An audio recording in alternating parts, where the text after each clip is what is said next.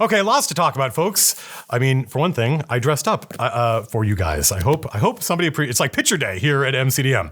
All right, enough talk. No preamble. Let's get right into it. A little preamble. 2 years ago, we came to y'all and said, this is the game that we want to make. And we thought that the PDFs would go out in September 2025. Obviously, it can take a lot longer to get people their physical goods, and depending on where in the world you live and what you ordered, you may still be waiting, but almost everything has shipped. Well, we made the game we said we were going to make, and we did it early. The PDFs came out at the end of last July. The reason I bring this up is there are always risks with crowdfunding. There are risks with this crowdfunder. We'll talk about those.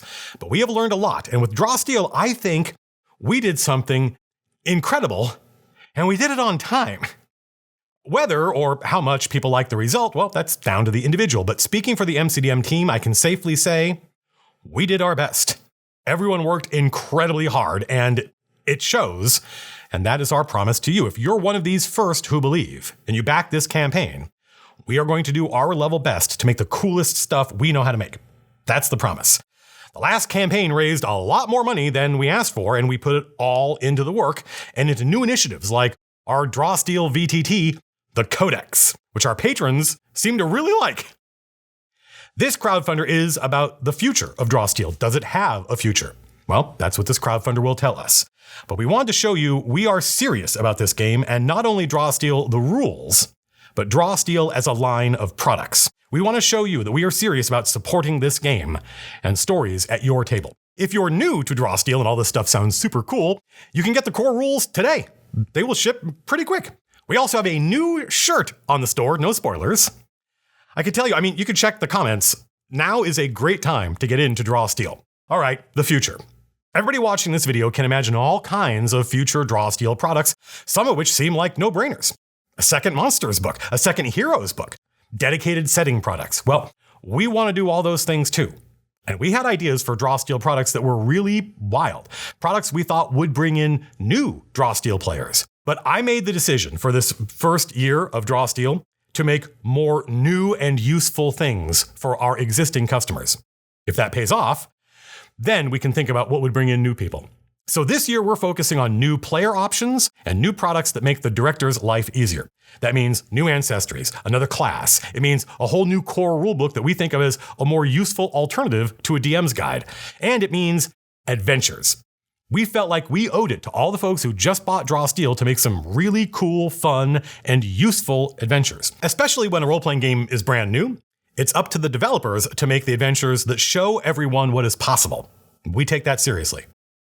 Now, most of these things, we're just doing them. We are spending our own money to develop almost everything in this quite expansive crowdfunder. But the main event, the campaign adventure, Crack the Sun, is big and ambitious, and we literally cannot do it without your help. Finally, there's a bunch of fun stuff in here, like new t-shirt and dice and a director's screen. And the good news is, so actually this is quite a long preamble as it turns out, the good news is we are doing things a little differently this time. It used to be, you got the digital product as soon as it was done, but regardless of what physical goods you ordered, you had to wait until everything had been manufactured before we started shipping any of it. If you ordered a book and a shirt, you didn't get the shirt until the book was done. Well, we've learned a lot about shipping and logistics in the past 4 years, so this time we're going to ship things in pulses. When the digital version is ready, you'll get an email, you'll be able to download it. But with the physical goods, once a few of them are ready, we will ship them. That's one pulse. Then when the next batch of products are ready, we will ship those. And as of the writing of this script, we think you can choose. Do you want to wait for everything to be done or get things in pulses? The trick is shipping 2 small things is cheaper than one big thing because shipping costs spike at certain weights. Every crowdfunder, we get people asking if they can add previous books into their pledge for new books so they get all their books at once and they save on shipping. And we have to explain to those people that makes it more expensive, not less. Especially when you are dealing with hardcover books, and we show them the waybill and they do not like it. Neither do we. But this does mean we can break the shipments up and send them in pulses, and you will get some of these products a lot faster, and that excites us because we hate sitting on things waiting for other things to be done. Instant gratification isn't fast enough for us. We want to get you your cool stuff ASAP, and this time I think we can do that. As we go, remember, all this stuff is already in progress. We are not waiting. We are betting on Drawsteel. We have outlines, design, people are already writing. All right, enough talk for real. First product, Between Sun and Shadow. 8 new ancestries for Drawsteel. Ancestries? What ancestries? I'm glad you asked. This product lets you play Raiden Wights. Yeah, mousefolk or ratfolk. They're not picky about what you call them. Why did I start with these guys? I don't know. I just love them. Like Devils and Revenants, we think this is a good classic urban fantasy ancestry, but there's Raiden Wights all over Orden. These are not nasty, disease-ridden critters. They are fun, swashbuckling adventurers. If you check the Monsters book, you'll see even the bad guy ratfolk are pretty heroic. I doubt we'll get too crazy with these guys, but in my Orden, they can understand everybody, and anybody who hangs out with them long enough can understand them, but they always sound like they're just making rat noises. Squeak!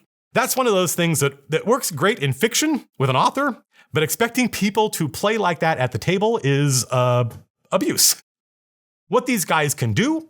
Well, we've got a lot of cool ideas, but I can't go over all of that in this video for 2 reasons. If we went into every detail for every product, this video would be 10 hours long, but also all of these products are in development. They are going to change a lot. Then it has to get tested and they'll change some more. That's one of the things crowdfunding helps pay for. Any abilities we think might be cool now, they might evolve a lot before it's ready for you folks. Remember the Cosmic Die? We have the best testers in RPGs, and we treat testing very seriously. So I can't tell you exactly how these ancestries will work. We use crowdfunding to see, do people want this? And if so, how many? That is a very powerful tool for a company like ours, but if you don't trust our track record, if you would rather wait and see, that's fine. Assuming we fund, all this stuff will eventually come out, and you can decide then. Okay, come on, we got 7 more ancestries, and this is just one product. In order of weirdness, from less to more weird, let's talk about goblins. Everybody loves goblins. You will be able to play one in Drawsteel. We really wanted to give you the option to play like a squad of goblins. Like your character is a group of goblins. But while that sounded really cool, if you said it really fast and didn't think too much about it, when we actually sat down to make it work, there was a lot of, but why? What is the point?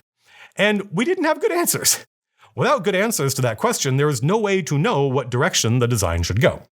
But Willie managed to come up with a new complication that, assuming it doesn't get play tested into the Phantom Zone, will let you do something like that for any small ancestry. Next ancestry, fairies. Yeah, these guys, little elf-like folk with butterfly wings. Classic. We didn't try to do anything weird with these folks, just being able to play a classic fairy seemed pretty cool to us. Patrons already have some fairy fiction and they are excited. Next ancestry, gnomes. A lot of tiny folk in this product. Yeah, these guys, super cool. Love what Jason is doing with them. I think this is just like a normal peasant gnome out collecting mushrooms in his camo gear. A hero gnome would look pretty different. But yeah, these are really tiny little guys, small enough to ride squirrels as mounts, for instance. We think of gnomes as being the size of like 1980s G.I. Joe figures and fairies as being like 1970s G.I. Joe figures. But I would not bother saying that in a video because no one knows from 1970s G.I. Joe anymore, and why should they? Fairies are not usually a default species in a fantasy RPG, so we felt like just doing it right, taking the archetype and doing it really well was the fun of it. Whereas you've been able to play a gnome forever, so we wanted to make our gnomes ours. Gnomes in Drawsteel are one of the native ancestries of Equinox. Take that down. No spoilers. We'll learn more about Equinox later in this video, but it's another world, and gnomes live there. They, we think, have the ability to create little pocket universes. That's how they stay safe and thrive in a world as dangerous as Equinox. Each gnome clan has their own pocket world, only about as big as your living room, but that's pretty big when you are this tall. They are inherently magical, lore-wise, and crafty, and just very cool, and you can play one. And this is our approach to everything. We have this archetype that everybody knows and likes, so some options deliver on that. Then we have our spin on it, and some options deliver on that. So you can use this product to make lots of different kinds of gnomes and fairies and whatnot, depending on your world. We named the product Between Sun and Shadow for two reasons, one of which is there are a lot of ancestries in here relative to Equinox, one of the worlds of the timescape, a dying elf world that we think of as like Jungle Dark Sun. We decided to include a bunch of ancestries from Equinox because you go to Equinox in our big super adventure this year, which means we need to meet the dominant ancestry of Equinox, the Shadow Elves. These guys are super cool. They are another elf species, so they have their own glamour. And while the ones you meet in our big adventure are the bad guys, that's just one faction of Shadow Elves.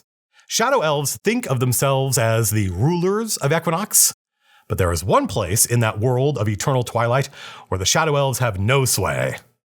The sky. The sky of Equinox is the domain of the Scarge.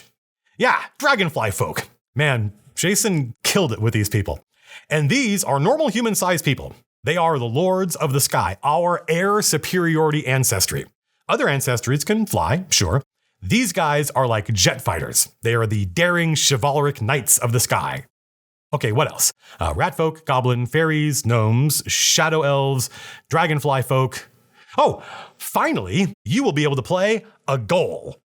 Folks who've been following my stuff for years already know about these guys. There's already a third-party ghoul that you can check out online somewhere because people got tired of waiting for us. These are humans, but not Homo sapiens. They are native to Orden. You're probably going to meet some in the big adventure, and they are like Neanderthals.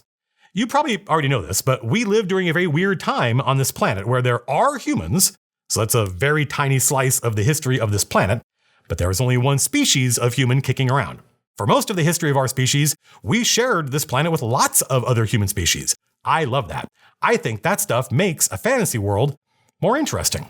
And I'm a big fan of The 13th Warrior, which is a science fiction movie that asks the question, what if a population of Neanderthals survived into the Viking Age? And that is the roots of the Beowulf legend. Well, in that movie, the other human species are the bad guys, but not in Orden.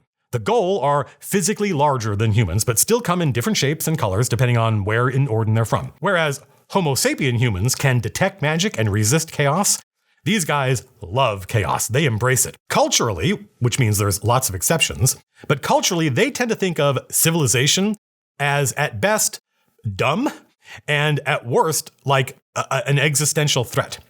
If you watched my live play Dusk, you have already met a Ghoul. Tom Schmuck's character was a Ghoul, super fun. No art for these folks yet, but they look basically like the dude on the old Beastheart cover. We may iterate a little, give them more unique proportions, but maybe not. People used to imagine Neanderthals as like troglodytes, but now we think you could shave one and put him in cargo shorts and a shirt, and you wouldn't think anything of them.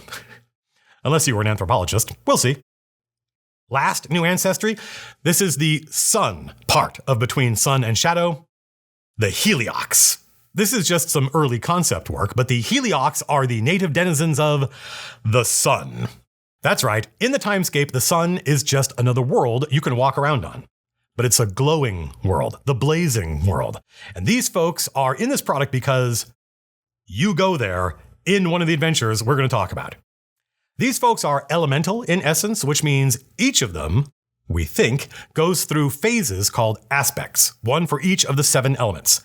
They are made, we think, of glass. Their skin is covered in dark spots where the glass is cooling, but between the dark spots, you can see glowing colors that change with their aspect. This is just a visual exploration, lots more work to do on these folks, but I am super excited. You're going to get some new kits in this product, and since these folks are from one of the upper worlds, you will probably get some space fantasy kits in case you want to play a Heliox from the sun and you don't want to walk around with a wooden crossbow like a primitive screwhead.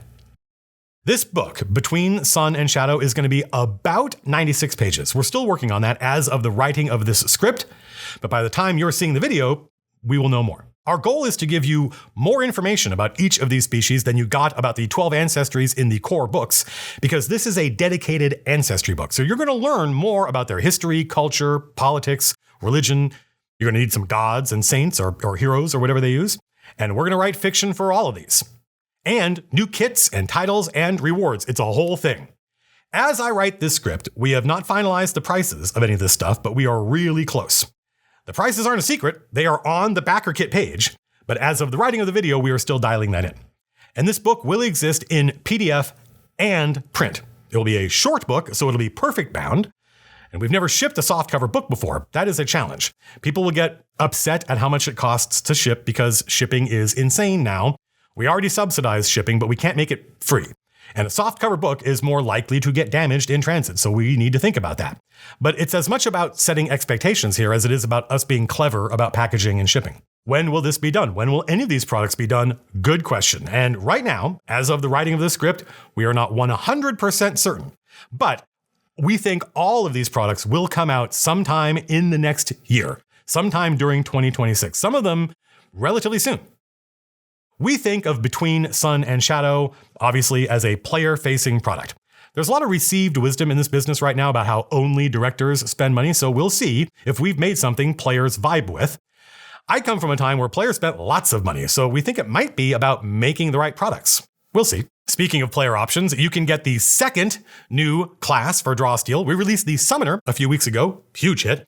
2026 is the year of the Beast Heart.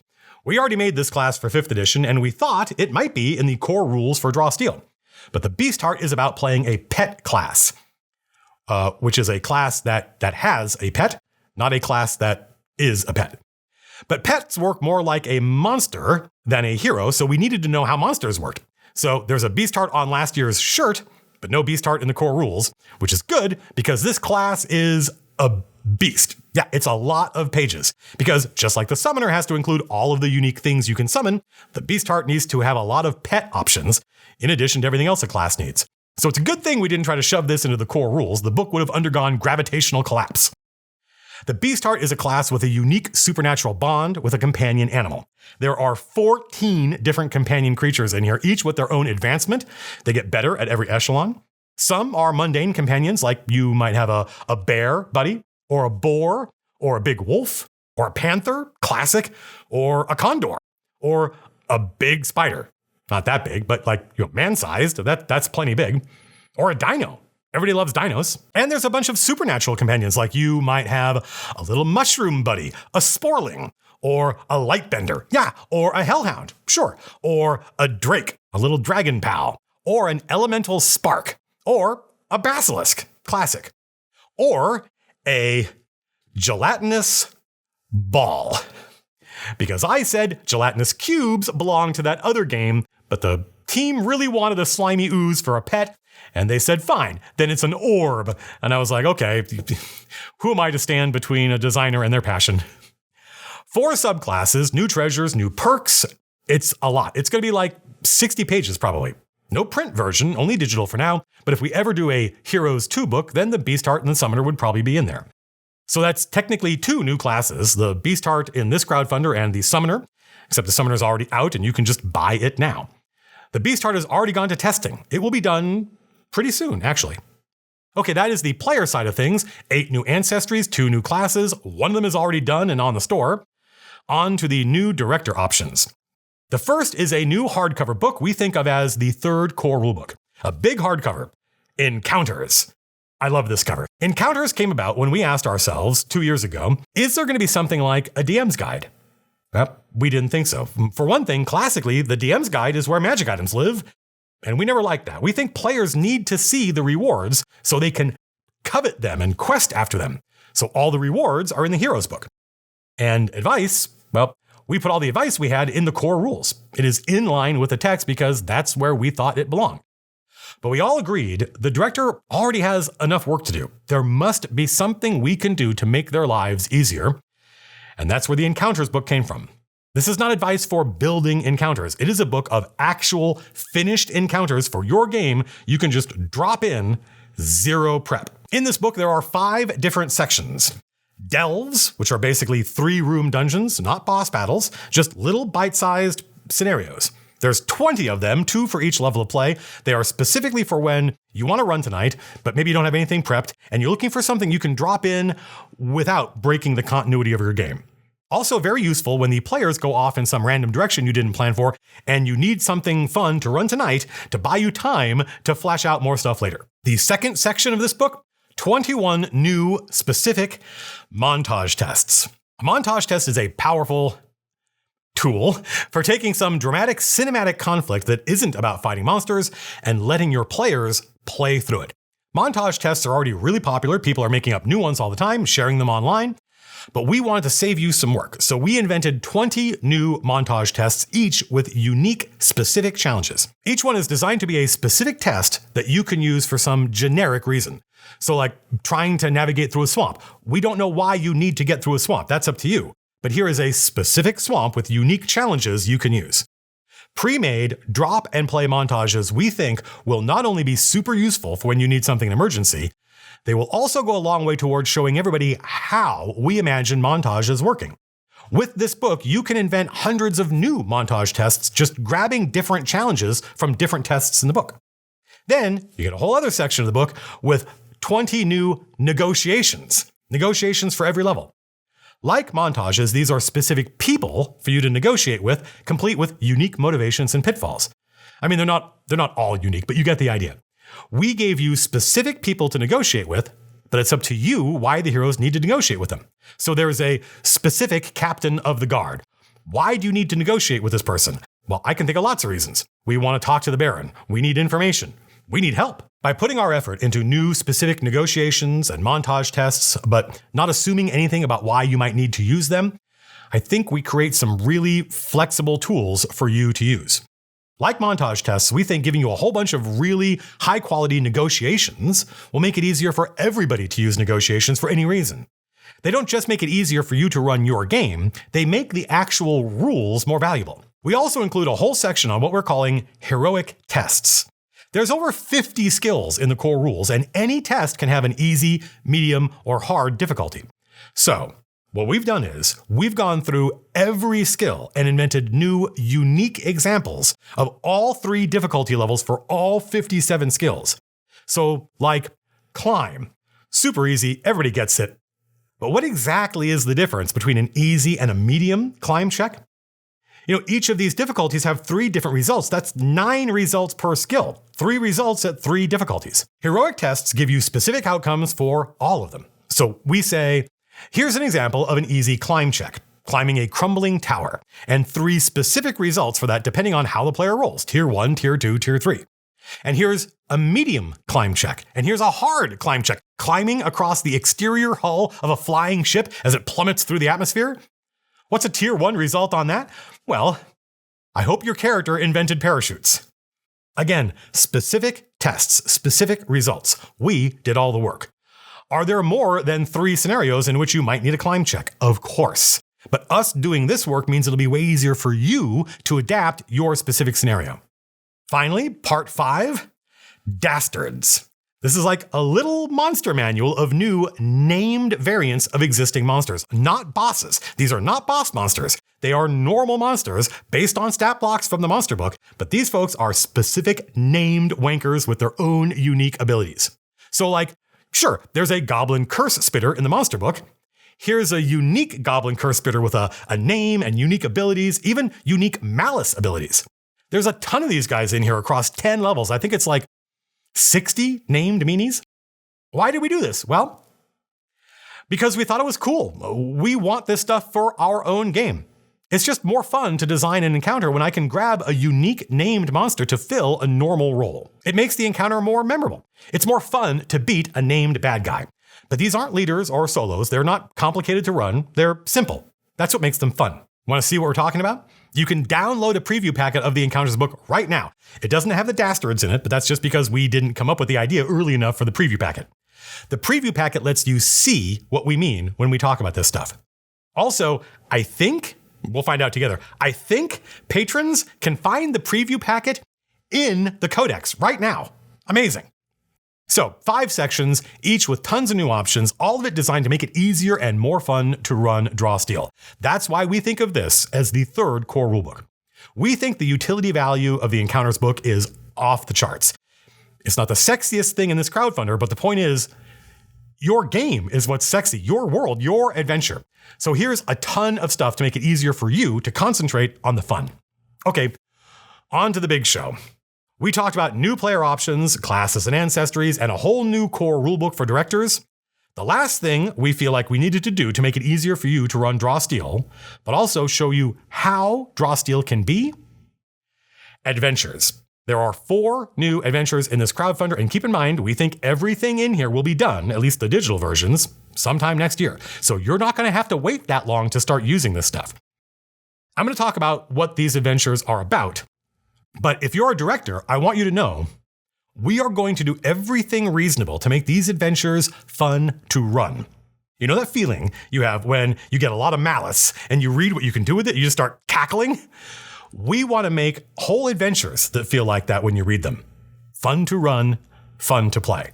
We're making 2 adventures for 2nd level that are short and bite-sized and set in normal Fantasyland on purpose to make it more likely it will work in your game. The Dark Heart of the Wood is a 2nd level quest, meaning a brief adventure about 5 to 6 victories. Quests are short and to the point. Go there and stop this thing.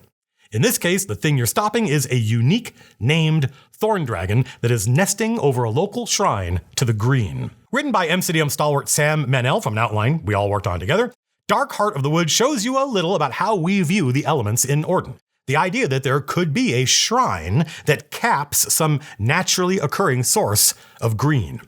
We stole a little of the plot of Tremors in the beginning, I think. I don't know if it'll all make it through testing, we'll see. And we got an incredible tagline from Sam that I decided must be the motto of one of the Elementalist subclasses.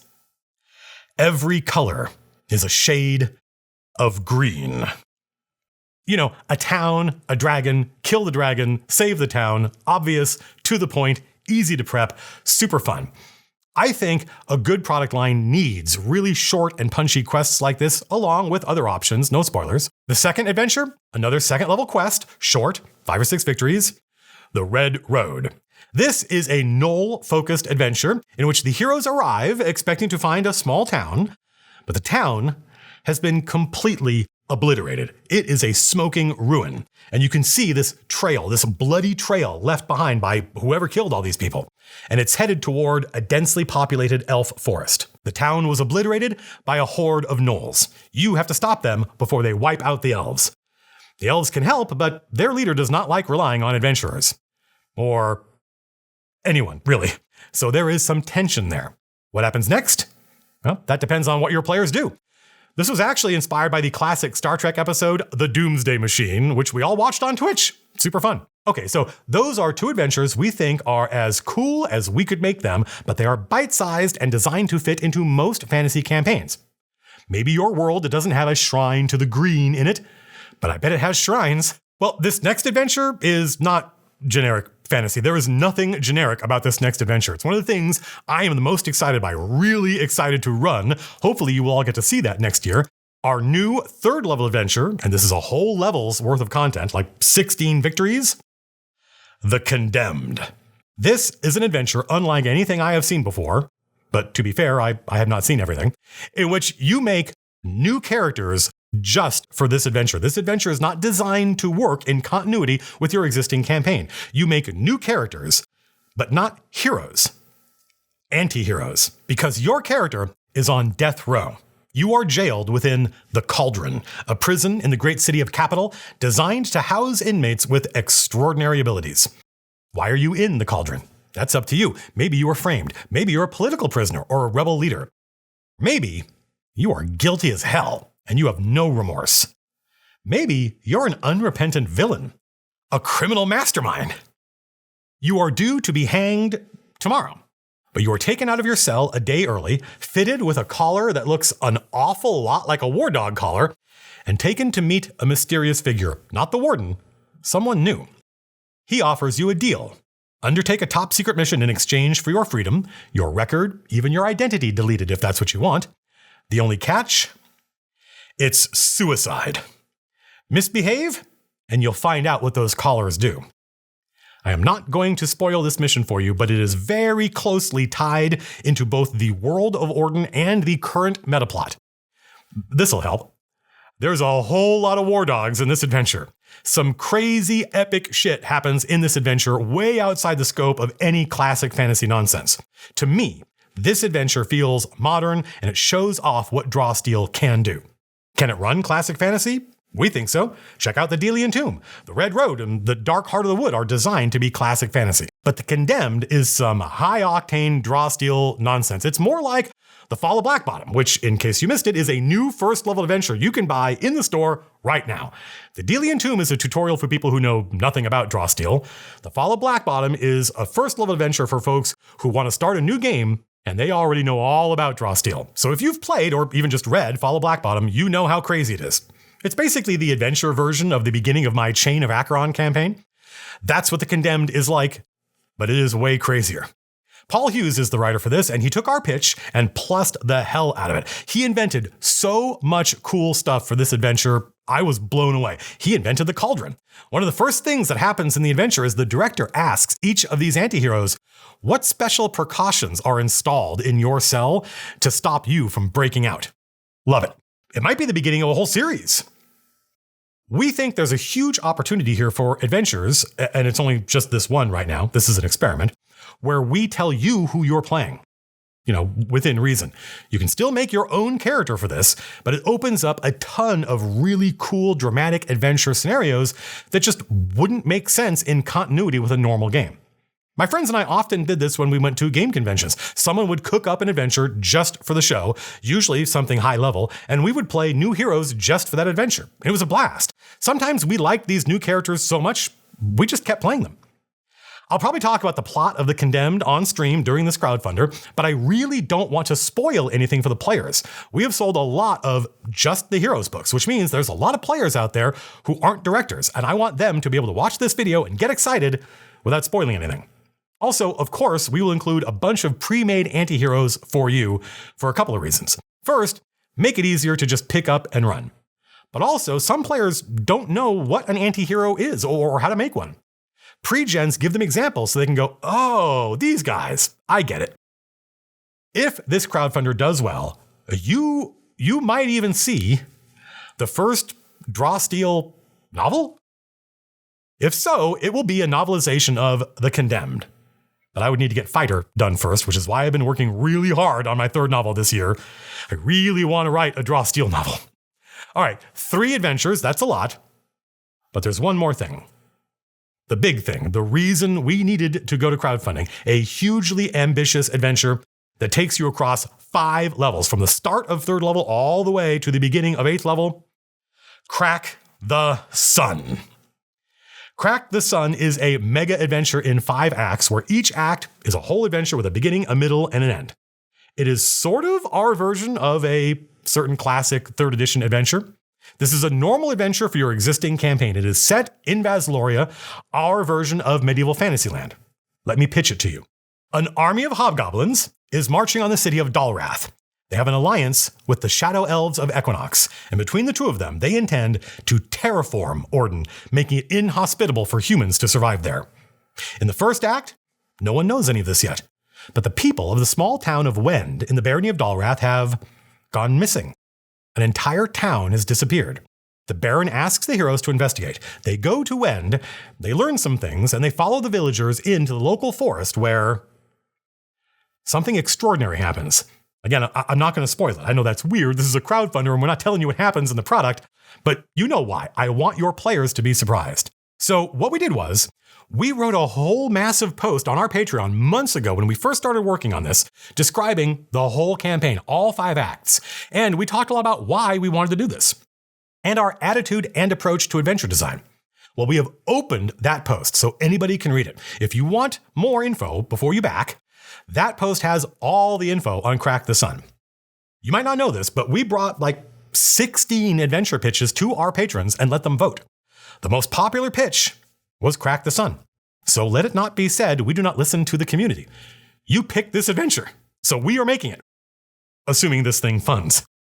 But before you go read the Patreon post, the idea is the first 3 acts, that's 3 levels, are mostly normal fantasy nonsense set in and around Dalrath. So you're going to learn a lot about Urland, the duchy Dalrath sits inside. The first act is about solving the mystery of the missing villagers, and that's where you learn about the army of hobgoblins. There's a little world hopping in Act 1, but it's mostly foreshadowing. It's basically a supercharged version of Levelis's solo session from Dusk, if you remember that, and if you don't, it's on YouTube somewhere, or Twitch.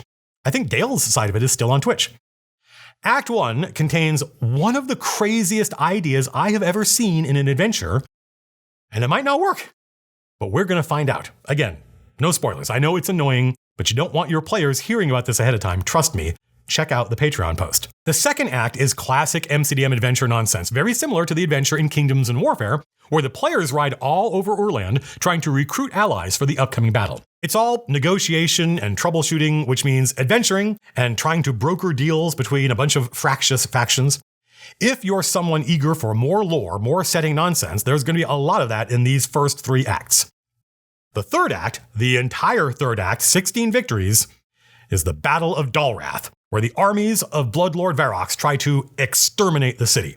This is our Helm's Deep, or even the Battle of the Pelennor Fields, where defending Dalrath means running all over the city from the walls to the gates to the sewers, going outside the city to sap their siege engines. The whole thing takes place over just a couple of days, so it almost feels like it's happening live. We have what we think is a fun, exciting way to put your character in the middle of a big war, make your decisions affect the battle without requiring you to bust out a whole other game to resolve warfare. It's probably too noodly to describe here. We'll talk about it in the live streams, but you can read all about it in the Patreon post. Those 3 levels alone are a lot. 3 levels, something like 48 victories. And there's a lot of branching and optional content. It is months of play just that.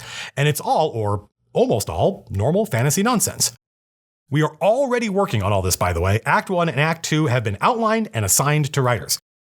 We're staggering the development to avoid that feeling of 5 acts that don't feel like one coherent whole. But we've already done a ton of work just on the outline, and that will help make it all feel natural and related. We're really lucky to work with Teos Abadia. Say hello, Teos. Hello. Teos is a pro, an industry vet that's done a lot of work for us before. He wrote the adventure in Kingdoms and Warfare, which people really liked. Teos is the managing director for Crack the Sun. His job is to get the adventure written. He reached out and hired a bunch of writers, including Andy Demps, Paige Lightman, and Ben Heisler, Alan Patrick, Will Doyle, Stacey Allen. They are already working.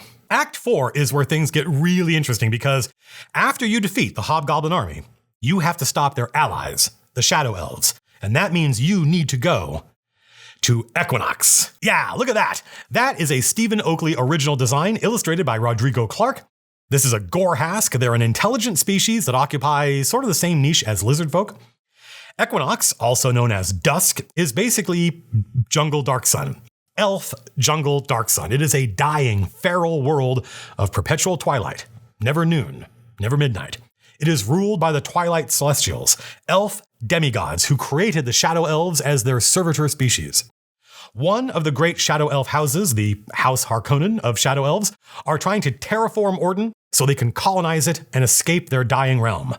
And you are going to stop them. Actually, your players are probably going to stop them, but hey, if you want to play this adventure, send this video to your game master. Anyway, you spend an entire level in Equinox. You're going to learn a lot about it. And in the end, you fight and hopefully defeat the Twilight Celestial trying to destroy the world.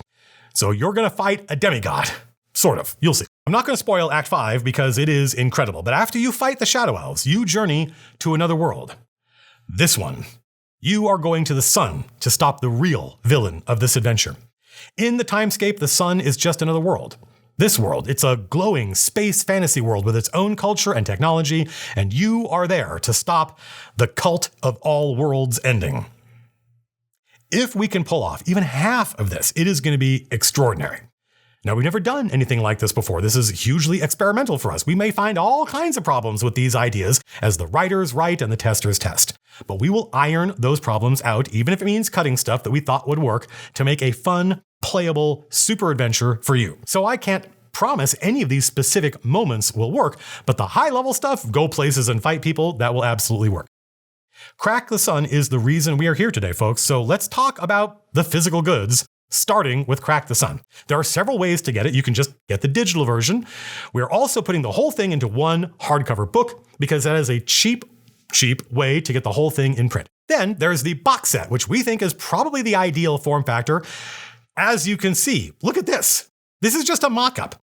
We're going to keep working on this. This is Cook and Becker, the same folks who made the Ajax edition with us. If you get the box set or the deluxe edition, you get each act in its own folder. This is amazing. Look at these. Each act gets its own folder, so you're not carrying around the entire adventure with you when you're just running one chunk. And we can put anything in these folders. We don't even know all what, yet English, will go in these things, but we got lots of ideas. We can put token sheets in these things, maps, obviously, handouts, all kinds of stuff. We are really excited. But not as excited as we are about the Cithrion Aronazir edition. It's called that, even though you don't fight this character. You don't fight her in this adventure, but there's a reason this is called the Cithrion Aronazir edition. Cithrion Aronazir is, I think she might be an elder dragon, basically the evil counterpart to Balisantrax, and you do not fight her. She is way too powerful to fight, but you are going to stop her somehow. God, I just want to tell you everything, but that would piss off a lot of excited players. Cithrion Aronazir is also known as the Time Ender, or the Time Slayer, and we named this year's special edition after her. In this deluxe edition, you get the entire adventure, obviously, in the same folders, in a different form factor, plus something we're pretty sure we're going to do is include a really cool acrylic standee for each boss monster of each act. So here is Bloodlord Verox, and I think this is... I hate to say it because I love minis, but these color standees might be better than minis. At least for monsters. I think real minis are probably always going to be better for hero figs. But this is so cool. It is so clear and vivid. It really shows the art off. And you don't have to assemble it or paint it. Oh, and I have this other standee that you cannot see if you're a player. Close your eyes. Close your eyes. Okay, look at this guy. This is to scale. So what happened? No spoilers. Okay, you can open your eyes now. We were just looking at my my glasses. Huh, what? You had your eyes closed, you don't know. Also in the deluxe edition, there will be a special die we are designing, which may have a unique function in the adventure. This is just a skeleton prototype. The real one will not be hollow. I think this will probably be the World Ender die. We will see. There'll be a set of Cithrion Aronazir dice in the Director, just like there were Ajax dice in the Ajax edition. You'll get a special Director's screen with info on the inside that makes it easier to run Crack the Sun. There's going to be a big map, probably not a cloth map, but something special. We haven't decided what the map is of yet, either Urland or Equinox.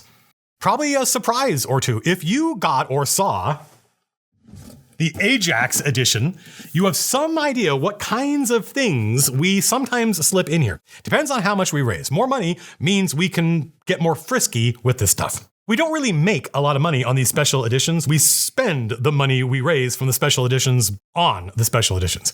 Basically, we're going to make the deluxe edition as cool as we can, but just the normal box set with those folders is still really cool. Now, we did something special with the Delian Tomb. We created an encounter book with everything you need to run each encounter in an easy-to-run format, but that more than doubles the page count. So even though it's super nice, we just can't do that with every adventure. It was good for the Start Here adventure, but otherwise, we need to do it the same way everybody else does. However, we think with Crack the Sun, we can make digital encounter books. That means you still have to print stuff out yourself, sure, but you'd only be printing out the bits you need tonight, and that seems way more manageable to me. If this works, which it might not, that could be the best of both worlds. Separate encounter books for each act makes them real easy to run. Making them digital means we're not making a 1,500-page adventure that costs $300 to ship, and nobody wants that. Okay, that's Crack the Sun. Want more details? Check out the Patreon post, come by a live stream. Let's talk about the other physical goods you can get in this crowdfunder. There is a generic draw steel director's screen you can get. It's not limited or anything. It'll be on the store eventually. We don't have a prototype for it, but you can trust it will have dope art on one side and all the charts and rules you need on the other. There's dice sets in the crowdfunder. Same thing. You will eventually be able to get those just normally on the store. We're going to print all 3 of the smaller adventures as like 3 staple-bound booklets like this. This is a test run we did for the Illrigger, but the issue was it still costs to ship this, and if you ship it as cheaply as possible, they show up ripped or folded or stepped on, and people get pissy because this is not a disposable magazine. But if we print the adventures separately, and then bundle them together, we can put some cardstock in there to make it stiff, and it starts to get more plausible. we'll figure it out. Just remember, ordering physical goods means paying to ship physical goods, and this is an uncertain world. Shipping prices fluctuate wildly. Stuff just gets lost and goes in weird directions. It takes a lot of different companies all working together to get all of these physical products made, so anybody ordering any physical anything needs to understand there can be issues. We always work to solve them. Sometimes we spend a lot of our own money to fix them, but it is an uncertain world. If you cannot tolerate some uncertainty, we sympathize. That's what the digital versions are for. The Encounters book, obviously there's going to be a hardcover version. It's going to be beefy, about 350 pages, we think. Don't forget, there's a free preview of the Encounters book if you want to see examples of what will be in there. The Ancestry book, Between Sun and Shadow, there will be a perfect bound option, which is softcover. I think that's it. It's a lot. There's regular dice and the dice in the Cithron edition. There's a director's screen and the special Crack the Sun director's screen. There's a new t-shirt. Oh my God, I almost forgot the coolest thing. We are making a new shirt just for Crack the Sun. This is Jason's design. It looks amazing. I told Jason, I wasn't kidding. I said, that might be the coolest shirt design I have ever seen. 9-year-old Matt would have shat himself if he saw this. Oh, by the way, this is not in the Crowdfunder. If you're looking for this as an add-on, nope, it's on the store. You can buy it now and it'll ship really soon. Now, something we haven't talked about is how much, what price, when will you get these products? Well, that's because as of the writing of this script, I already said this, but it bears repeating, we are still working that out. We are pretty sure, but not 100% sure. By the time you are seeing this, we will be 100% sure. So check the Backer Kit post. It has all the prices and estimated dates for when the digital version will go out. Anytime you see an estimated delivery date, that is always the digital version, because there is literally no way to estimate when the physical version will get to you.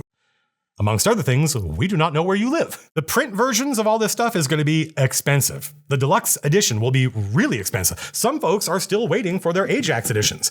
But you can look online at what comes in one of these, and it is a lot, and those people seem really happy. Before, when there was something limited like the Ajax edition or the Cithron edition, we would make like 1,000 of them, and then we'd sell out in literally 20 minutes. And then people I know in real life would get mad at me because the deluxe editions were sold out before they even woke up. Okay, so this time, the Cithron edition, the special edition, will be available for the entire Crowdfunder. But if you back and you order the deluxe edition in the first 48 hours, the Cithrion Aronazir edition, then you're in wave 1, which is priority shipping. I think that's it. Damn, it's a lot. Well, we wanted to impress you. We wanted to show you that we are serious. You believed, and now Drawsteel exists. Now it's time for us to show you we believe in you. We want to make more cool stuff for your table. As you probably know, we are an expensive company. We pay people really well. We treat our contractors well. We pay some of our testers. The last Crowdfunder was successful enough, we could bring on a full-time executive producer, Gertz, who is one of the reasons the core rules got done early. James is the other reason, the main reason. We hired 2 more designers, Jordy and Willie. Jordy is in charge of getting the codex done. He's the project manager. Have you seen the codex? Holy crap. DM Hub are cooking. Willie was in charge of the Monsters book. He designed the Summoner, and he's the lead on the Ancestry book. This Crowdfunder doesn't need to do as well as the last one. If it does half as well as the last one, we will be on cloud 9. In the weeks leading up to this, we had a lot of uncertainty. Is Drawsteel a hit? People are buying it. Are they playing it? Do they want more? We didn't know, and so we worried. If people stop buying the product, the company goes away. We're not dumb. We are aware that some percentage, maybe even a big percentage of the 30,000 people who backed the original MCDM RPG Crowdfunder did so as a protest vote, or just because they were curious. So it's foolish for anybody to imagine that this Crowdfunder will do anything like the numbers the last Crowdfunder did. But it doesn't have to. If it even does half that amount, there's going to be a big party at MCDM, because it means we get to keep making cool stuff for you. Literally all we want to do. But right now, seeing the reception to the game, our ongoing sales, our Black Friday sale, I am not worried about Drawsteel. It's going to be around for a while. The only question is, are there enough people who want this stuff now, enough to keep us in business? I believe there is. We'll see. We're all going to find out real fast. Regardless of what happens, regardless of what the future holds. When I look back at what we did in 2 years, I am incredibly proud of this whole team and the whole community. We made a great game. Everybody who worked on it, everybody who contributed to it, everybody who believed should be really proud. We put all these products in here, already started working on them because we wanted to show you we believe in draw steel. People are always surprised when we do a crowdfunder like this that we don't do more like events during the campaign, like live plays and interviews and all that. Well, that's because we treat each crowdfunder as its own product, which means we worked our asses off on everything involved in this, all the art, the design, the preview packet. By the time this video goes live, we are all exhausted. So I'm sure we will see each other in several live streams this month, maybe even today. But we are beat and we need a break. We have done everything in our power to bring the coolest and most useful ideas we can think of for draw steel to you. There is probably something I'm leaving out. This video is already really long. Check the BackerKit page. All the details are there. And just thank you for giving us the chance to do all this. We are incredibly lucky to be part of this community. Good luck, everybody. See you in the live stream. Fingers crossed. Peace out.